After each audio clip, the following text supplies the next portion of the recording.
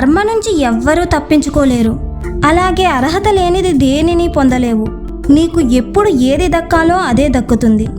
ఇదే విషయాన్ని శివుడు పార్వతికి ఒక చిన్న కథ ద్వారా తెలియజేస్తున్నాడు.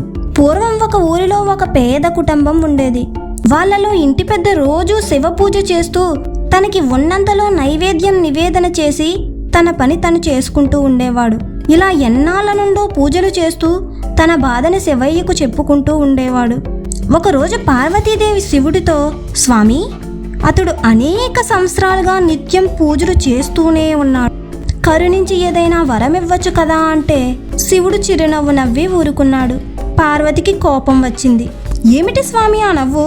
ఇప్పుడు మీరు ఆ భక్తుడిని కరుణించి పేదరికం ఆపి ధనవంతుడిని చేయకపోతే ఊరుకోను అంది. శివుడు మళ్ళీ నవ్వి, దేవి, నీ కోరిక కాదనలేను, కానీ జరగబోయేదేంటో నీకు తెలియదు. ఎవరి కర్మఫలం వారు అనుభవించాలి. అనుభవిస్తే కానీ కర్మ పరిపక్వం చెందదు అన్నాడు. అయినా వినలేదు, పట్టుపట్టింది. ఇంక శివుడు కాదనలేక, దేవి, నీ కోరిక ప్రకారం అతడిని ధనవంతుడిని చేస్తాను. చేసే ముందు అసలు ఏం జరుగుతుందో నువ్వే చూడు అని అక్కడ మాయమయ్యాడు శివుడు. ఒక సాధువు వేషంలో ఆ పేదవాడి వద్ద ప్రత్యక్షమై, నిన్ను నేను రోజు గమనిస్తున్నాను.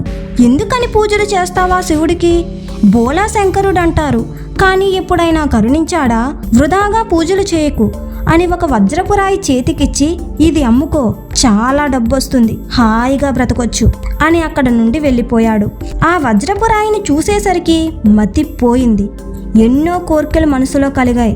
అది కొనాలి, ఇది కొనాలి అని ఊహిస్తూ ఎంతో ఆశతో ఇంటికి వచ్చాడు. పెట్టెలో భద్రంగా దాస్తూ ఉంటే భార్య వచ్చింది. ఏమిటంటే జరిగింది చెప్పాడు. ఆవిడికి దాని మీద ఆశ పుట్టింది. చీరలు, నగలు అంటూ 100 కోరికలు వచ్చాయి. ఇద్దరికీ వాదనలు జరిగాయి. భార్యని బయటకు తోసి పెట్టెలో పెడుతూ ఉండగా తాగుబోతు కొడుకు అప్పుడే అక్కడికి వచ్చాడు.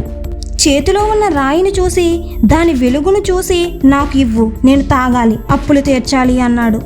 ఇద్దరికీ పెద్ద గొడవ అయింది. పక్కనే ఉన్న కత్తి తీసుకొని తండ్రి మీద దాడి చేశాడు. అక్కడికక్కడే తండ్రి చనిపోయాడు. అడ్డుగా వచ్చిన తల్లిని కూడా చంపేసి వజ్రం తీసుకొని పారిపోయాడు. దాన్ని చూసిన దొంగలు వాడిని చంపి వజ్రం తీసుకొని పోయారు. అది చూసిన భటులు దొంగల్ని చంపేసి రాజుగారికి ఇచ్చారు. దాన్ని చక్కగా చెక్కించి కిరీటం చేయించాడు రాజు. చూసావా పార్వతి, ఏం జరిగిందో? ఒక వజ్రపురాయి ఎన్ని బ్రతుకులను మార్చిందో, ఎన్ని బ్రతుకులను నాశనం చేసిందో, ఎన్ని ప్రాణాలను తీసిందో. ఆ పేదవాడు పూర్వం బ్రాహ్మణ వేషంలో జన్మించి భార్యను పిల్లలను హత్య చేశాడు.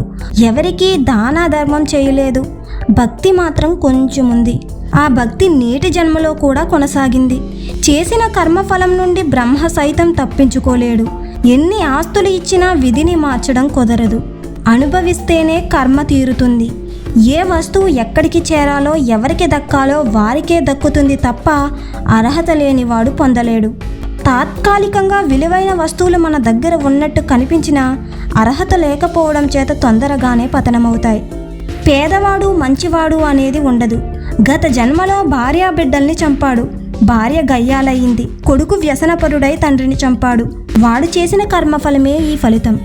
పుట్టుకైనా చావైనా తాను చేసుకున్న దాన్ని బట్టే వస్తుంది. ఇదే విధి అని సెలవిచ్చాడు శివుడు. ఇలాంటి మరెన్నో ఇంట్రెస్టింగ్ స్టోరీస్ కోసం మా ఛానల్ని సబ్స్క్రైబ్ చేసుకోండి.